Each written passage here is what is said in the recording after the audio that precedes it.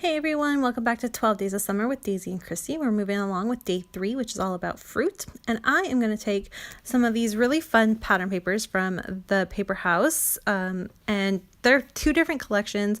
One of them is like their summer collection. The other one was their marble collection. And I use a little bit of both. But I am starting with this really fun orangey, reddy, just fun one. And I am poking holes to make a pineapple. And I am going to stitch and stitch and stitch and stitch and stitch and stitch until I make my pineapple. And I'll be honest with you, I do it and I love it and I decide it needs even more. So a majority of the beginning of this layout is me creating the pineapple. If you all know how to do your stitching and create stuff like that, you can fast forward through this part. You're not going to hurt my feelings, but I'm just going to let you know I do take a little bit of extra time to show you what I'm doing just because I wanted to show you, I don't have a silhouette. If you remember, I think I mentioned this a few times. I have a few cut files sent to me from some friends, but other than that, when I want to do something like this, I have to go onto the computer. I normally do like a stock image from Google and I print it off or I trace it or I do however I need to do it to create my own shape, and then I stitch around it with my pattern paper and go from there. So it is a little bit more time consuming because of course a silhouette can do all of this for you really, really quickly. But to be honest with you, I know I will, and I promise you down the line, I will probably end up getting a silhouette, but I don't mind taking the time to do stuff like this. I actually find it a lot of fun and really rewarding because it's something even though the image isn't yours, but you've created it yourself. So I enjoy doing this.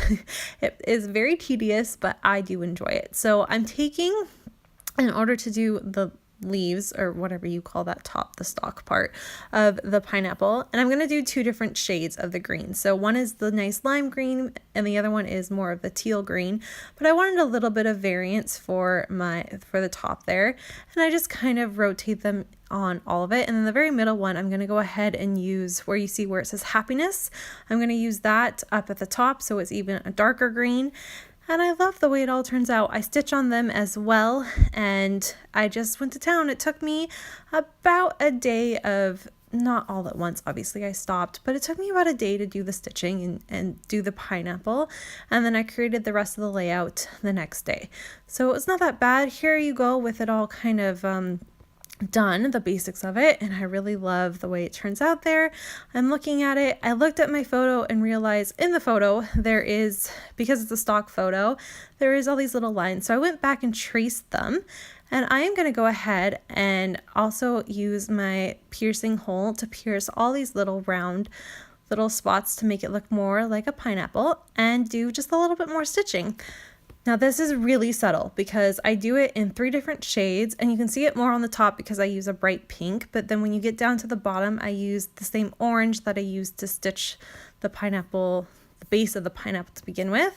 But I like the texture that it brings, and like I said, I was just having so much fun with it. I just kept going and stitching. I just couldn't stop stitching on this layout. So there you have it. It's all done. Like I said, it's not the easiest thing to see, but in person you can see it, but when you run your fingers over it, it's just such a lovely texture. So pineapple is done. Now to figure out which background I want to use, I am going to go ahead and choose this orange one. I kind of like the tone on tone. And then I have these photos of my daughter eating pineapple, and I really wanted to use them because how perfect is that? But there's too many that I want to document that I just can't make it work. So I am going to grab this photo, Snapchat of my daughter and I, and it was during our heat wave that's just ended, thankfully. It's even supposed to rain today, but it was so hot and it was too hot for Nora to like be outside, and we kind of had an air quality advisory as well, so we were inside trying to stay cool, but we still had our it's summertime kind of state of mind going on. And so I decided to use that photo because the pineapple definitely says summer to me, and I felt like I could just make it all work. So I'm going to take away those cute photos of my daughter eating her food and use this one instead. And I'm not done with the pineapple yet. You see me grab those sequins. Can you guess what I'm going to do? First, I'm going to go ahead and just grab a few alphas here. I'm using this one. I happened to was able to find the word, spell out the word mind in the teal. And then I'm using the fun glittery ones to spell out the word summer. And that is going to be my title, is Summer State of Mind. And I'm going to just use a nice hot kind of pink, the same one that I used in my stitching for state of, and it's nice and simple. Nothing too crazy, but when I add my journaling, it kind of all ties itself in and makes sense, so that works well. And I'm going to now take those sequins you see there, and just at the bottom, because the bottom 3 little rows that I did of the stitching with the pineapple, I did in the orange, and I'm going to use those to fill in with a sequence, just to have a little something at the bottom, textures, interest, however you want to state it. Again, for some reason, I was obsessed with making this pineapple just as crazy as possible, and sequence is what I came up with. This took me another little chunk of time because you need to get the glue down, get all your sequins on, press them down, make sure they're nice and dry. So that took me like the morning to do. And then I'm going to finish my layout up, and it's all dried by the time I'm doing all of this part. So I had this summer sitting on my desk. I've been waiting to use it. I liked how it had the contrast of the blue, so I'm going to bring that in. And then this blue marbled paper, because it matches the word summer, that border strip, I'm going to go ahead to use that to have, again, some contrast for my photo there. And I'm loving all the way this is all turning out. And then I happened to grab one more sheet of pattern paper that you're going to see in just a minute.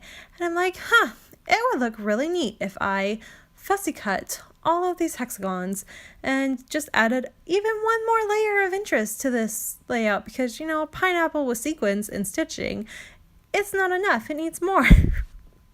So that's what I'm going to do. So you're going to see that in just a second after I add on my title here. There's that nice hot pink I was talking about for the state of. It's much smaller, but those aren't the important words, so that's why I chose to go ahead and go with that. I'm also going to add that little black scallop at the top so that there's some more black into the layout.